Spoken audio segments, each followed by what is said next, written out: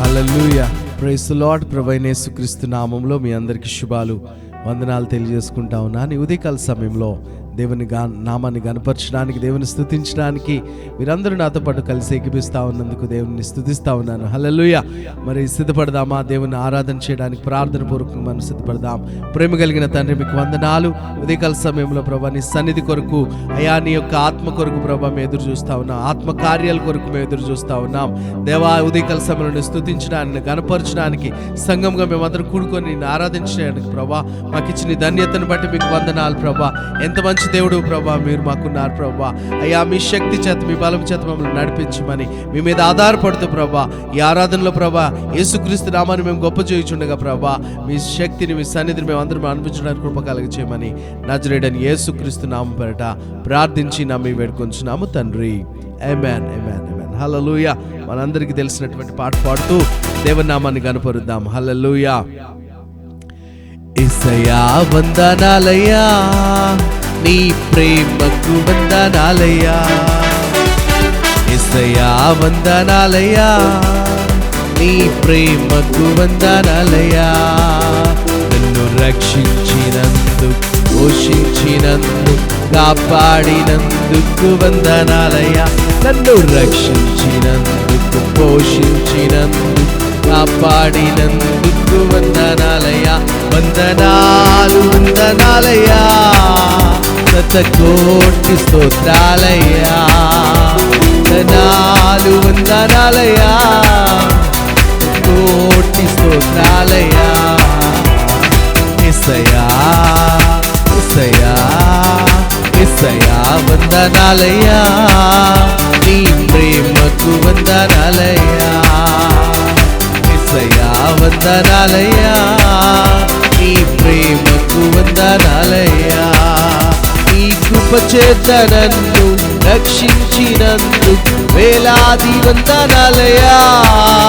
నీ దయచేత శిక్షను తప్పించినందుకు కోట్లాది స్తోత్రాలయ్యా. నీ కృప చేత నన్ను రక్షించినందుకు వేలాది వందనాలయ్యా. నీ దయచేత శిక్షను తప్పించినందుకు కోట్లాది స్తోత్రాలయ్యా. నీ జాలి నాపై కనపరచినందుకు వేలాది వందనాలయ్యా. నీ ప్రేమ నాపై కురిపించినందుకు కోట్లాది స్తోత్రాలయ్యా. నీ జాలి నాపై కనపరచినందుకు వేలాది వందనాలయ్యా. నీ ప్రేమ నాపై కురిపించినందుకు కోట్లాది స్తోత్రాలయ్యా. వందనాలు, వందనాలయ్యా, శతకోటి స్తోత్రాలయ్యా. వందనాలు, వందనాలయ్యా, శతకోటి స్తోత్రాలయ్యా. వందనాలు, వందనాలయ్యా, శతకోటి స్తోత్రాలయ్యా. యేసయ్యా, యేసయ్యా, యేసయ్యా వందనాలయ్యా, నీ ప్రేమకు వందనాలయ్యా. యేసయ్యా వందనాలయ్యా, నీ ప్రేమకు వందనాలయ్యా. జీవ గ్రంథములో నా పేరుంచినందుకు వేలాది వందనాలయ్యా. పరలోక రాజ్యములో చోటించినందుకు కోట్లాది స్తోత్రాలయ్యా. జీవ గ్రంథములో నా పేరుంచినందుకు వేలాది వందనాలయ్యా. పరలోక రాజ్యంలో చోటించినందుకు కోట్లాది స్తోత్రాలయ్యా. నీ జాలి నాపై కనపరచినందుకు వేలాది వందనాలయ్యా. నీ ప్రేమ నాపై కురిపించినందుకు కోట్లాది స్తోత్రాలయ్యా. నీ జాలి నాపై కనపరచినందుకు వేలాది వందనాలయ్యా. నీ జాలి నాపై కురిపించినందుకు కోట్లాది స్తోత్రాలయ్యా. వందనాలు, వందనాలయ్యా, శతకోటి స్తోత్రాలయ్యా. వందనాలు, వందనాలయ్యా, స్తోత్రాలయ్యా, వందనాలు వందనాలయ్యా, శతకోటి స్తోత్రాలయ్యా, వందనాలు వందనాలయ్యా, శతకోటి స్తోత్రాలయ్యా, వందనాలు వందనాలయ్యా, శతకోటి స్తోత్రాలయ్యా, శతకోటి స్తోత్రాలయ్యా. యేసయ్యా వందనాలయ్యా, నీ ప్రేమకు వందనాలయ్యా. యేసయ్యా వందనాలయ్యా, నీ ప్రేమకు వందనాలయ్యా. అయ్యా మీకే స్తోత్రాలు స్తోత్రాలు స్తోత్రాలు వందనాలు కృతజ్ఞతాస్తుతులు తెలియజేద్దామా? ప్రియమైన దేవుని బిడ్డలారా, ఉదయకాల సమయంలో నోరు తెరిచి స్తోత్రం స్తోత్రం స్తోత్రం స్తోత్రం, సజీవుడైన దేవునికి స్తోత్రాలని చెప్దామా? నీ కొరకు ప్రాణం పెట్టి తిరిగి లేచిన దేవునికి స్తోత్రాలని చెప్దామా? ఆయన మన కొరకు ఆయన అవమానాన్ని దెబ్బలను తిన్న దేవునికి స్తోత్రాలు చెప్దామా? సృష్టికర్త అయిన దేవునికి స్తోత్రాలు చెప్దామా? నిన్నుగా ప్రేమిస్తున్న దేవునికి స్తోత్రాలు చెప్దామా? ఏమిచ్చిన ఆయన రుణం తీర్చుకోగలము. హల్లెలూయా హల్లెలూయా. అయ్యా మీరిచ్చిన రక్షణను చేతపట్టుకొని నీ నామానికే మహిమ ఘనత ప్రభావములు చెల్లించుకొనుచున్నామయ్యా. ఘనత ప్రభావములు మీకే యేసయ్యా. తండ్రి నీకు వందనాలు. ఈ ఉదయకాల సమయంలో అయ్యా మాతో మాట్లాడగలిగిన దేవుడు అని నమ్ముతూ, అయ్యా నీ ప్రియబిడ్డలు ఎవరైతే ఆశ కలిగి నీ సన్నిధి కొరకు ఎదురు చూస్తూ ఉన్నారో, ఈ ఉదయకాల సమయంలో ఒక నూతనమైన మాట, ఒక కొత్త మాటతో ప్రభా అయ్యా వాళ్ళ హృదయాన్ని ధైర్యంతో నింపండి.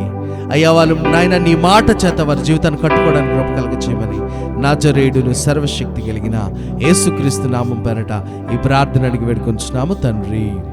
ఆమేన్ ఆమేన్ ఆమేన్ ఆమేన్. హల్లెలూయా. దేవుని నామానికి మహిమ కలుగును గాక. మీ అందరికీ ప్రభు పెట్ట వందనాలు తెలియజేసుకుంటా ఉన్నాను. ఉదయకాల సమయంలో దేవుని యొక్క వాక్యాన్ని మనం ధ్యానించుకుందాం. ఒకసారి మీ బైబిల్ త్వరగా తెరిచినట్లయితే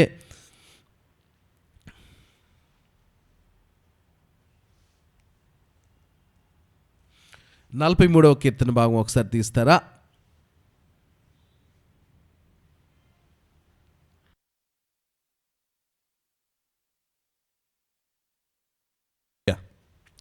స్తోత్రం హల్లెలూయా. ఈ 43వ కీర్తన భాగం చాలా చిన్న కీర్తన భాగం అండి.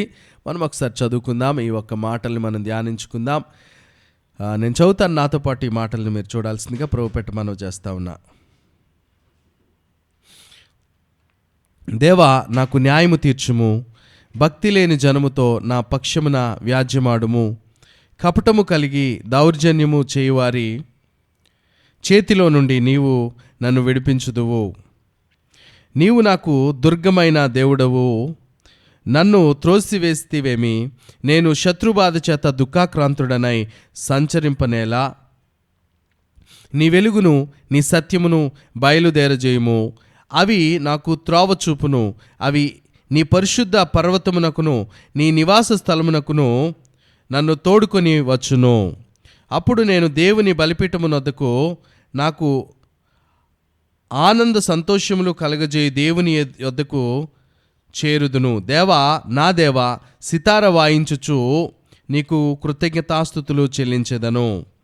నా ప్రాణమా నీవేళ కృంగియున్నావు, నాలో నీవేళ తొందరపడుచున్నావు. దేవుని యందు నిరీక్షణ ఉంచుము. ఆయన నా రక్షణకర్త, నా దేవుడు, ఇంకను నేను ఆయనను స్తుతించెదను. హల్లెలూయా. అద్భుతమైన దేవుని యొక్క మాట ఇక్కడ మనం చూస్తూ ఉన్నాం. ఈ 5 వచన భాగాలు మనం చూస్తే ఇక్కడ ఈ అధ్యాయం 5 వచనాలు మనకు కనిపిస్తూ ఉన్నాయి. అయితే ఈ 5 వచన భాగాల్లో స్టార్టింగ్లో ఏం మాట్లాడుతుంటే, దేవా నాకు న్యాయము తీర్చుము, భక్తి లేని జనముతో నా పక్షమును వ్యాజ్యమాడుము, కపటము కలిగి దౌర్జన్యము చేయవారి చేతిలో నుండి నీవు నన్ను విడిపించుదువు అని మాట్లాడుతూ ఉన్నాడు. హల్లెలూయా. నీవు నాకు దుర్గమైన దేవుడవు, నన్ను త్రోసివేస్తివేమి. నేను శత్రువు బాధ చేత దుఃఖాక్రాంతుడనై సంచరింపనేలా. నీ వెలుగును నీ సత్యమును బయలుదేరజేయుము. అవి నాకు త్రోవ చూపును. అవి నీ పరిశుద్ధ పర్వతమునకును నీ నివాస స్థలమునకును నన్ను తోడుకొని వచ్చును. చాలా క్లియర్గా మాట్లాడుతూ ఉన్నాడు. నీ వెలుగును నీ సత్యమును బయలుదేర చేయము, అవి నాకు త్రోవ చూపును, అవి నీ పరిశుద్ధ పర్వతమునకును నీ నివాస స్థలమునకును నన్ను తోడుకొని వచ్చును. ఏమంట? ఆయన యొక్క వెలుగు, ఆయన సత్యము ఏం చేస్తుందంటే తెలిసిన మన తోడుకు వస్తుంది. ఎందుకంటే వాక్యంలో సెలవిస్తున్న మాట ఏంటంటే, ఆయన వెలుగు కలుగజేసినప్పుడు ఏమవుతుందంట? చీకటి పారదొరలు పడుతుంది. హల్లెలూయా. ఆయన వాక్యము వెల్లడగిన తోడనే వెలుగు కలుగుతుందంట. ఇక్కడ చాలా క్లియర్గా ఆయన వాక్యము గురించి ఏమంటారు? నీ వెలుగును నీ సత్యమును బయలుదేరు చేయము అంటే, ఆయన వాక్కు ఎప్పుడైతే బయలుదేరుతుందో అవి మాకు త్రోవ చూపును, అవి నీ పరిశుద్ధ పర్వతమునకును నీ నివాస స్థలమునకును నన్ను తోడుకొని వచ్చును. ఎప్పుడైతే వాక్యము వెల్లడగుతుందో ఆ వాక్యం ఏం చేస్తుందో తెలిసిన? ఆయన యొక్క త్రోవను నేను నడిపించి పరిశుద్ధ పర్వతమునకును నీ నివాస స్థలముకు నన్ను తోడుకొని వచ్చును. హల్లెలూయా. ఇక్కడ చాలా క్లియర్గా చెప్తా ఉన్నాడు. వాళ్ళు ఎవరైతే వ్యతిరేకులు ఇతని మీద నెగిటివ్గా మాట్లాడుతూ ఉన్నారో, ఆ దౌర్జన్యం చేస్తూ ఉన్నారో, వ్యాజ్యమాడి ఆ తీర్పు తీరుస్తూ ఉన్నారో, వారి గురించి ఇతను బాధపడుతూ ఇబ్బంది పడుతూ చెప్తున్న మాట ఏంటంటే, ఇలాంటి పరిస్థితుల్లో ప్రభువా నీ వాక్యమే నాకు ధైర్యం ఇస్తుంది కదా, నీ మాటను పంపించయ్యా, నీ వెలుగును పంపించయ్యా, నీ సత్యమును పంపించయ్యా అని ఇక్కడ కీర్తనకారుడు చెప్తా ఉన్నాడు. ఉదయకాల సమయంలో నీకు కావాల్సింది ఏంటి తెలిసిన? ఆయన యొక్క వెలుగు నీకు అవసరం ఉంది, ఆయన యొక్క సత్యము నీకు అవసరం ఉంది. ఆయన వెలుగు సత్యం ఏదో కాదండి, అది దేవుని యొక్క మాట. హల్లెలూయా. ఉదయకాల సమయంలో నువ్వు దేవుని మాటని మాటగా తీసుకోగలిగితే అది నీకు సత్యముగా, అది నీకు మార్గముగా నువ్వు తీసుకోగలగాలి. హల్లెలూయా. ఎలా తీసుకోవాలి? అది ఎలా నాకు సత్యము, అది ఎలా నాకు సోర్స్గా మారుతుంది, అది ఎలా నా జీవితానికి ఆశీర్వాదంగా మారుతుందని నువ్వు అనుకోవచ్చేమో. దేవుని వాక్యాన్ని నిత్యము ధ్యానిస్తూ దాన్ని మెడిటేట్ చేస్తూ దేవుని వాక్యాన్ని నమ్మడం మొదలు పెట్టాలి. హల్లెలూయా. ఎగ్జాంపుల్ మీకు అర్థమవడానికి చెప్తా ఉన్నాను. ఎవరైనా రోగగ్రస్తులుగా ఉన్నప్పుడు వారు రోగంతో ఇబ్బంది పడతా ఉంటే మనం అనుకుంటాము ఆ రోగానికి పలానా మెడిసిన్ కనిపెట్టారు, ఆ మెడిసిన్ వేసుకుంటేనే బాగుపడుతుంది. అది నిజమే, సత్యమే. కానీ మనము మెడిసిన్ ద్వారానే బాగుపడతాం అనేది మాత్రం ఒక భ్రమే. నీవు ఎలాంటి మెడిసిన్, దానికి అనుకూలమైన మెడిసిన్ వేసుకున్నా ఆ మెడిసిన్కి నీ బాడీ సపోర్ట్ చేయలేదనుకో, ఆ మెడిసిన్ దానికోసం తయారు చేసిందే కానీ దానికి నీ బాడీ సపోర్ట్ చేయలేదనుకో, ఆ మెడిసిన్ ఏం ఉపయోగం లేదు. అందుకే నేను చెప్తా ఉన్నాను, చాలామంది ఏమనుకుంటారంటే ఆ దేవుని యొక్క కృపను బట్టే మనము ముందుకెళ్తామని ఆధారపడాలి. అంటే ఇప్పుడు రోగం వచ్చినప్పుడు పలానా రోగానికి పలానా మెడిసిన్ కనిపెట్టారు, ఆ మెడిసిన్ వాడినప్పుడే తగ్గుతుంది. నిజమే, అది సత్యమే, తగ్గుతుంది. కానీ దానికంటే మించేంటి తెలిసిన? ఆయన మాటని కూడా నువ్వు నమ్మగలగాలి. ఓకే, ఆయన పొందిన దెబ్బల చేత నాకు స్వస్థత కలుగుతుంది, ఆయన నిశ్చయముగా నా రోగాన్ని భరించాడు. ఆ అనారోగ్య పరిస్థితుల్లో దేవుని మాటను కూడా నువ్వు నమ్మినప్పుడు నువ్వు సంపూర్ణ స్వస్థతను పొందుకుంటావు. హల్లెలూయా. అది నేను చెప్తా ఉన్నా. అంటే ఆ కష్టములో, ఆ బాధలో నీకు రావాల్సిన సత్యము, నీకు రావాల్సిన వెలుగు ఏంటంటే దేవుని యొక్క మాట, దేవుని యొక్క వాక్కు. హల్లెలూయా. ఆ దేవుని వాక్కుని నువ్వు పదే పదే మాట్లాడగలగాలి, దాన్ని స్వతంత్రించుకోగలగాలి. ఆయన పొందిన దెబ్బల చేత నాకు స్వస్థత కలిగింది, నిశ్చయముగా ఆయన నా రోగాన్ని భరించాడు, ఆయన నన్ను విడిపించాడు, నన్ను తప్పించాడు, నన్ను ఖచ్చితంగా ఆయన కాపాడగలిగిన దేవుడు అని నీవు ఎప్పటికప్పుడు ఏం చేయాలి తెలిసిన? ఆయన విశ్వాసం ఉంచగలగాలి. అలా చేసినప్పుడు, అందుకనే ఈ వాక్యాన్ని ఎప్పుడైతే ఆయనకి నీకు ముందుగా పంపిస్తాడో దేవుడు, ఈ వాక్యము నిన్ను బలపరుస్తుంది, నీకు ధైర్యాన్ని ఇస్తుంది. అలా చెప్పిన తర్వాత ఏమంటాడు? నీ వెలుగును నీ సత్యమును బయలుదేరు చేయము, అవి నాకు త్రోవను చూపును, అవి నీ పరిశుద్ధ పర్వతమునకును నీవు నివాస స్థలమునకు నన్ను తోడుకొని వచ్చును. ఆ వాక్ ఏం చేస్తుందంటే తెలిసిన? మరలా నేను తిరిగి దేవుని ఎదుగు తీసుకొస్తుంది, దేవుని సన్నిధిలో నేను నిలబడేటట్లు చేస్తుంది. ఎందుకంటే ఈ లోకంలో భయము, ఆందోళన, టెన్షన్, అనేక రకాల పరిస్థితులు ఏం చేస్తున్నాయంటే దేవుని యొక్క సన్నిధికి దూరం అయిపోయేలా చేస్తూ ఉన్నాయి మనుషుల్ని. ఎందుకంటే ఈ దేవుని యొద్ద సమస్తము కలదని తెలిసినప్పటికీ సాతానుగాడి పని ఏంటి తెలిసినా? నీ హృదయంలో కలవరం పుట్టించి, నీ హృదయంలో భయమును పుట్టించి, టెన్షన్ పుట్టించి ఈ దేవుడి నుంచి దూరం చేయాలనుకుంటాడు. ఆ టైంలో నీవు దేవుని వాగ్దానము నీకు అవసరమైనది, దేవుని సత్యము, దేవుని వెలుగైన వాక్యము నీకు అవసరమైనది. ఆ వాక్యము నేనేం చేస్తే తెలిసినా నీకు త్రోవను కలిగజేసి ఆయన సన్నిధికి మరలా నేను తోడుకొని వస్తుంది. హల్లెలూయా, హల్లెలూయా. కాబట్టి కష్టము కలిగినప్పుడు, బాధ కలిగినప్పుడు మనం చేయాల్సిన మాట ఏంటంటే దేవుని వాగ్దానాన్ని ఎత్తిపట్టుకొని ప్రకటించాలి.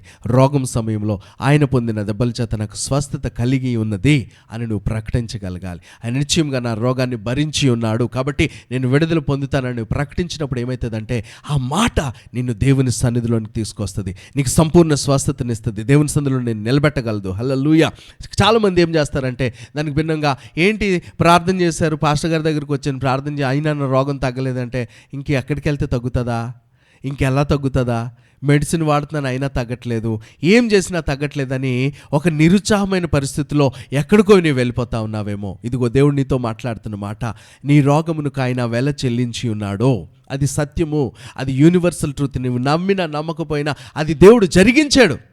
కాబట్టి ఆయన వాక్యాన్ని నువ్వు నమ్మాలి. ఆమేన్, హల్లెలూయా. ఒకవేళ నువ్వు అనారోగ్య పరిస్థితుల్లో ఆర్థికపరమైన ఇబ్బందుల్లో ఉన్నావనుకో, ఏం నమ్మాలి తెలిసిన, ఆయన నా యొక్క దారిద్ర్యాన్ని తీసుకొని ఆయన ధనం నాకు ఇచ్చి ఉన్నాడు, నన్ను నిశ్చయముగా ఆయన నన్ను ధనవంతునిగా చేసి ఉన్నాడు అని నువ్వు ప్రకటించగలగాలి. నీ నోటితో నువ్వు మాట్లాడగలగాలి. నీ పరిస్థితి ఎంత భిన్నంగా ఉన్నా, ఎంత వ్యతిరేకంగా ఉన్నా, వాగ్దానాన్ని అదేం చేస్తుంది తెలిసిన, చీకటిలో వెలుగును పుట్టిస్తుంది. సత్యము వెలుగైన దేవుని వాక్యము వెల్లడగిన తోడనే వెలుగు కలుగుతుంది. ఆ తర్వాత నువ్వు దేవుని సన్నిధికి మరలా తిరుగు. అప్పుడు నేను దేవుని బలిపీఠము వద్దకును నాకు ఆనంద సంతోషములు కలిగజే దేవుని వద్దకును చేరుదును. దేవా, నా దేవా, సితార వాయించుచు నీకు కృతజ్ఞతాస్తుతులు చెల్లించేదను అని చెప్తూ, నా ప్రాణమా నీవేళ కృంగి ఉన్నావు, నాలో నీవేళ తొందరపడుచున్నావు, దేవుని యందు నిరీక్షణ ఉంచుము, ఆయన నా రక్షణకర్త, నా దేవుడు, ఇంకను నేను ఆయనను స్తుతించేదను. హల్లెలూయా. ఈ వాగ్దానము నువ్వెప్పుడు మాట్లాడగలవు తెలిసిన, ఆయన వాక్కుని నువ్వు మాట్లాడగలగాలి.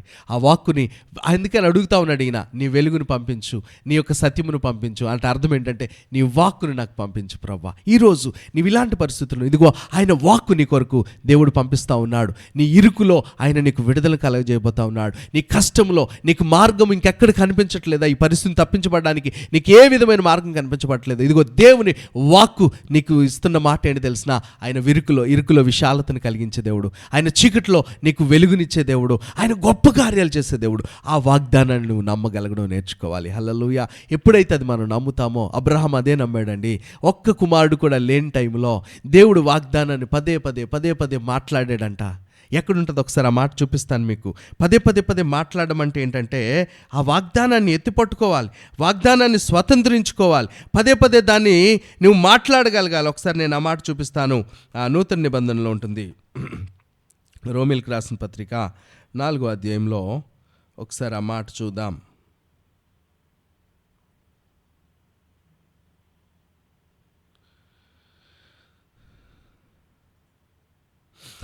ఓకే, రోమపత్రిక 4వ అధ్యాయం 17వ వచనం నుంచి నేను చదువుతాను. తాను విశ్వసించిన దేవుని ఎదుట, అనగా మృతులను సజీవులుగా చేయువాడును, లేని వాటిని ఉన్నవాటుగాను పిలుచువాడును ఆయన దేవుని ఎదుట అతడు మనకందరికీ తండ్రి అయి ఉన్నాడు. ఇందును గూర్చి నిన్ను అనేక జనములకు తండ్రినిగా నియమించి తిని అని వ్రాయబడి ఉన్నది. నీ సంతానము ఇలాగున ఉండునని చెప్పిన దానిని బట్టి తాను అనేక జనములకు తండ్రి అగునట్లు నిరీక్షణకు ఆధారము లేనప్పుడు అతడు నిరీక్షణ కలిగి నమ్మెను. హల్లెలూయా. మరియు అతడు విశ్వాసమునందు బలహీనుడు కాక రమారవి 100 ఏండ్ల గలవాడు అయ్యుండి, అప్పటికి తన శరీరము మృతతుల్యమైనట్లును శారా గర్భమును మృతతుల్యమైనట్లు ఆలోచించెను గాని, నిజమే కనిపిస్తూ ఉంది, అది ఆలోచించాడు కానీ ఏం జరుగుతా ఉంది తెలిసిన, అవిశ్వాసము వలన దేవుని వాగ్దానం గురించి సందేహింపక, ఆ జరుగుతున్న పరిస్థితిని బట్టి దేవుని వాగ్దానం బట్టి సందేహించలేదంట. అంటే డౌట్ పడకూడదు. ప్రియమైన దేవుని బిడ్డ, నీ జీవితంలో ఎందుకు నీ కార్యం నువ్వు చూడలేకపోతున్నావు అంటే డౌట్ అనేది సాతాను నుంచి వచ్చింది. నీకు ఎంత విశ్వాసంలో నడుస్తూ ఉన్నా, ఎంత దేవుని కార్యాలు నువ్వు చూస్తూ ఉన్నా, డౌట్ అనేది నీకు వస్తూ ఉందా, సాతానుడు నీ ముందుకు వచ్చి నిలబడతా ఉన్నాడు. అది నువ్వు గుర్తుపెట్టుకోవాలి. ఇక్కడ ఏమంటున్నా, అవిశ్వాసం వలన దేవుని వాగ్దానం గురించి సందేహింపక, అస్సలు కూడా సందేహింపలేదంట, దేవుని మహిమపరిచి ఆయన వాగ్దానం చేసిన దానిని నెరవేర్చుటకు సమర్థుడని రూఢిగా విశ్వసించి విశ్వాసం వలన బలము పొందుకొనెను. అందుచేత అది అతనికి నీతిగా ఎంచబడ్డదంట. హల్లెలూయా. దేవుని మహిమపరుస్తూ ఉన్నాడంట. ఆయన వాగ్దానం చేసిన దానికి నెరవేర్చుటకు సమర్థుడని రూఢిగా ఆయన మాట ఇస్తే ఖచ్చితంగా జరుగుతుందని రూఢిగా నమ్మి విశ్వసించి విశ్వాసం వలన ఏమయ్యాడు తెలిసిన, బలం పొందుకున్నాడంట. హల్లెలూయా. బలం పొందుకున్న తర్వాత ఏమైంది తెలిసిన, 100 ఏళ్ల కాలంలో అతను గర్భము పొందుకున్నాడు, ఆ కుమారుని పొందుకున్నాడు. సార గర్భం దాల్చింది. ఆ మృతతుల్యమైపోయిన ఆ యొక్క గర్భం కూడా మరల తిరిగి జీవించబడడానికి గల కారణం ఏంటి తెలిసిన, ఆ వాగ్దానాన్ని ఎత్తిపట్టి నమ్మగలగాలి. ఆ టైంలో కూడా. అందుకని అబ్రహాం జీవితంలో కార్యం జరగడానికి ఇదే సీక్రెట్, దేవుని మహిమపరుస్తాడు. మనం ఏం చేస్తాము, డౌట్ రాగానే సనుగుడు మొదలవుతుంది, ఏంటో నా పరిస్థితి ఏంటో, అవుతుందో లేదో, నా జీవితం ఏంటో అని డౌట్లోకి వెళ్ళిపోతా ఉన్నావేమో. కానీ ఇదిగో దేవుని వాగ్దానాన్ని ఎత్తిపట్టుకోవాలి. ఎందుకంటే ఆ మార్క్స్ వార్త 11:24 నుంచి ఏం రాయబడని తెలిసిన, సందేహింపక, ఏమంట, డౌట్ పడకూడదంట. డౌట్ పడకుండా ఈ కొండ వెళ్ళి సముద్రంలో పడమంటే అది పడుతుంది. 24 నుంచి మీరు చదువుకొని వెళ్తే అక్కడ విశ్వాసం గురించి మాట్లాడతాడు. విశ్వాసం అనేది ఏంటంటే సందేహము లేనిదంట. హల్లెలూయా. సందేహపడకుండా నువ్వేం చేయాలి తెలిసిన, నువ్వు మాట్లాడగలిగి. ఇక్కడ కూడా ఈయన ఆ పరిస్థితులను బట్టి ఇదిగో అవిశ్వాసం వల్ల దేవుని వాగ్దానం సందేహింపక, నిజానికైతే ఏమనిపిస్తూ ఉంది, మరియు అతడు విశ్వాసమునందు బలహీనుడు కాక రమారమి 100 ఏండ్ల వయసు గలవాడై ఉండి అప్పటికి తన శరీరం మృతతుల్యమైనట్టును శారగర్భమును మృతతుల్యమైనట్టును ఆలోచించను కానీ అవిశ్వాసం వల్ల దేవుని వాగ్దానం గురించి సందేహింపల. అలా జరిగింది కానీ అవిశ్వాసం వల్ల దేవుని వాగ్దానం గురించి సందేహించలేదంట. ఆయన వాగ్దానం చేశాడంటే చేస్తాడంతే. ఆయన వాగ్దానం ఇచ్చాడంటే, మాట ఇచ్చాడంటే నెరవేరుస్తాడంతే. మాట ఇచ్చాడంటే నెరవేరుస్తాడు అంతే. దేవుని వాగ్దానం అంటే వాక్యాన్ని గట్టిగా పట్టుకుంటా ఉన్నాడు. ఈ రోజున ఆయన మాటను నువ్వు పట్టుకోగలవా? ఇలా పట్టుకున్నప్పుడు ఈయన జీవితంలో చేసిన దేవుడే నీ జీవితంలో ఒక కార్యం చేస్తాడు. అది ఉద్యోగమా, అది ఒక వివాహమా, అది పిల్లలు లేని పరిస్థితా, అదొకవేళ నీ కుటుంబ పరిస్థితా, ఆరోగ్యపరమైన పరిస్థితుల, ఆర్థికపరమైన పరిస్థితుల, ఏవైనప్పటికీ నువ్వు వాగ్దానాన్ని పట్టుకోవాలి. అబ్రహాం అదే పట్టుకుని దేవుని మహిమపరిచాడంటే. ఏమంటే వాగ్దానం పట్టుకున్నాడు ఏం చేస్తాడో తెలిసిన, ఆ టైంలో కూడా సనుక్కోకుండా దేవానికి స్తోత్రం అని చెప్తాడు. హల్లెలూయా. ఆ దేవుని మహిమపరిచి ఆయన వాగ్దానం చేసిన దానికి నెరవేర్చుటకు సమర్థుడని రూఢిగా విశ్వసించి ఆ విశ్వాసంలోనే శక్తి పొందేసుకున్నాడు. హల్లెలూయా. దేవుని మహిమపరుస్తూ ఉంటే ఏమైతే తెలిసిన, ఆ వాగ్దానం ఏదైతే ఆ వాగ్దానం మాటని గట్టిగా పట్టుకున్నాడు. ఆ విశ్వాసము, ఆ ధైర్యపూరితమైన విశ్వాసం ఏం చేసింది తెలిసిన, మృతతుల్యమైన దేహంలోనికి జీవము కలిగింది. హల్లెలూయా. విశ్వాసంలో అంత పవర్ ఉందండి. గమనించండి. ఏమి లేదే, నాకు ఎక్కడి నుంచి వస్తుంది, నాకు సహాయం ఎక్కడి నుంచి దొరుకుతుంది, నా పరిస్థితి, నాకు బ్యాక్గ్రౌండ్ లేదే, ఏంటే అని నువ్వు అనుకోమాక. అలా అనుకున్నంతకాలం నీ జీవితంలో ఏం చూడలేవు. నువ్వేం చేయాలి తెలిసిన, నా దేవుడు వాగ్దానం చేశాడు, అది ఏ పరిస్థితి అయినా దేవుడు చేయగలడు. ఇదిగో మృతతుల్యమైన ఆ శరీరము కూడా ఎలాగైతే జీవం పొందిందో నేను కూడా జీవించబడతాను, ఆరోగ్యం పొందుకుంటాను. డాక్టర్లు చెప్పేశారా చచ్చిపోతావని, ఈ కిడ్నీలు 2 పాడైపోయినాయి, ఇంక నీ పని అయిపోయింది, గుండె పని చేయదు, ఇంక పని అయిపోయింది, ఇగో నీ పరిస్థితి ఇది అని చెప్పారా?